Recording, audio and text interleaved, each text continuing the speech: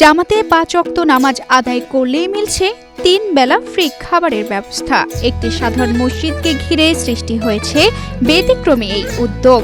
যে এই উদ্যোক্তা, তার নেই কোনো লাভ লোকসানের হিসাব, নেই কোনো লাভের চিন্তা।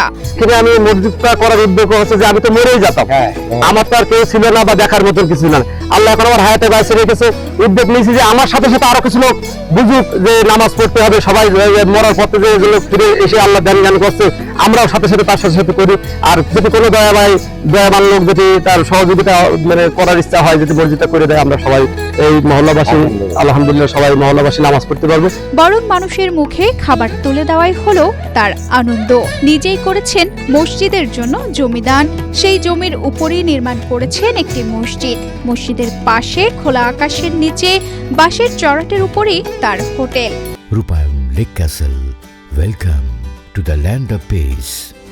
শুধু তাই নয়, কেউ যদি টাকা দিতে অপারগতা হন, তবুও তাকে বিনা খরচে খাবার দেওয়া হয়। আর যারা সামর্থ্য অনুযায়ী দিতে পারেন, তাদের জন্য রাখা হয়েছে বিশেষ ছাড়ের ব্যবস্থা।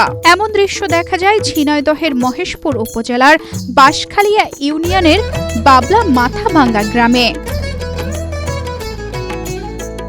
এই মানবিক উদ্যোগের উদ্যোক্তা আব্দুল মজিদ মন্ডল।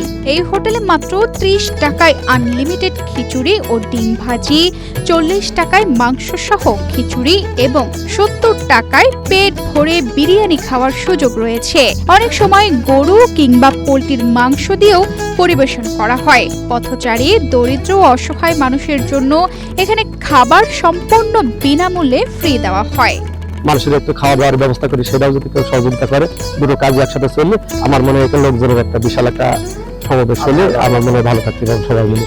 আর আল্লাহ সবার জন্য রহমত করুক, সবাই যাতে নামাজের দিকে আসতে পারে আর সবাই যাতে দিনের পথে চলতে পারে, সেই টপিক নিয়ে আমরা একটা কাজ শুরু করেছি। নিজের জমিতে মসজিদ নির্মাণের পাশাপাশি তিনি গড়ে তুলেছেন এই মানবতার হোটেল। প্রতিদিন ফজরের নামাজ শেষ করে নিজের হাতে রান্না করা থেকে শুরু করে খাবার পরিবেশন এবং পরিষ্কারের কাজও তিনি নিজেই করেন।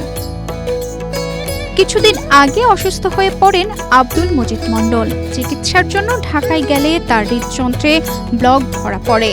এরপর তিনি সুস্থ হয়ে ফিরে এসে সিদ্ধান্ত নেন মানুষের সেবায় নিজেকে নিয়োজিত করবেন। তার বিশ্বাস, মানুষের দোয়া ও ভালোবাসাই তাকে নতুন জীবন দিয়েছে।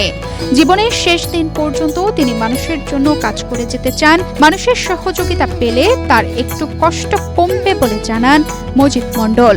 দেখেছি এই জন্য যে এখানে মসজিদ দেখছেন, দেখা এখানে আমি অসুস্থ ছিলাম, ঢাকা হাসপাতালে ভর্তি ছিলাম, সবাই জানে আমি মারা গিয়েছি। তারপরে আল্লাহ বাঁচিয়ে রেখেছে, ডাক্তারে বলছে ৫ থেকে ৬ লাখ টাকা লাগবে।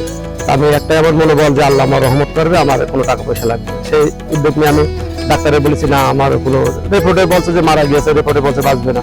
আমার না বাঁচে, আমি কোনো ব্যক্তিগত টাকা দিয়ে, আমার কোনো টাকা পয়সা নেই। বাইরে বলে না, জায়গা জমি ছিল, চিকিৎসা করাবো। আমি বললাম না, আমার এবার দিয়ে চলো, তারপরে দেখবো কি হয়।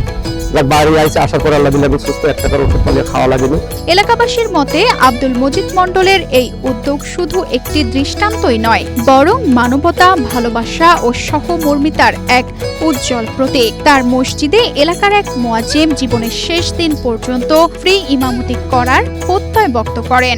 এখন এলাকাবাসীও তার কাজে সহযোগিতা করেন। আলহামদুলিল্লাহ, 3 পিস রুটি 1 করে দিন, খাওয়াটা খুব ভালোই হলো।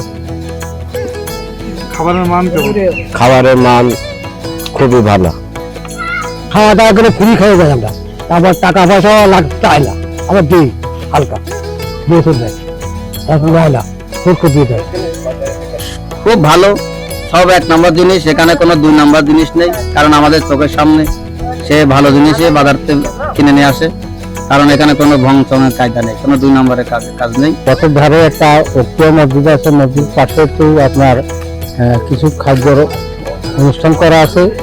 ঘরের নামাজ পড়ে আসলে কারো কোনো পয়সা করে নেওয়া হয় না, বা পথচারী লোকজন তাদেরও ফ্রি খাদ্য হয়, বা সকালে খেসড়ি, বিকেলে ডিম রুটি ইত্যাদিভাবে অনেক কিছুই খাওয়া আয়োজন আছে। খায় মনেরা আমাদের খাওয়াইছে, পয়সা করে নেয় না। সামথিং মনেরা কেউ দেয়, 2 কর্মচারী আছে, তাও নিজের পয়সা নিজেই দেয়, 16 আনা পয়সা কর্মচারী হয় না।